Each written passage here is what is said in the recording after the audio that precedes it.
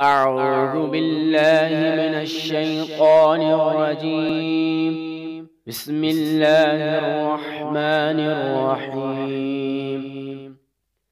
إنما حرم عليكم الميتة والدم ولحم الخنزير وما أهل به لغير الله، فمن اضطر غير باغ ولا عاد فلا إثم عليه، إن الله غفور رحيم.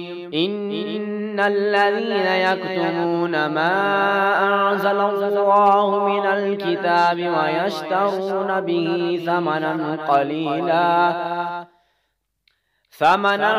قليلا أولئك ما يأكلون في بطونهم إلا النار ولا يكلمهم الله يوم القيامة ولا يزكيهم ولهم عذاب أليم.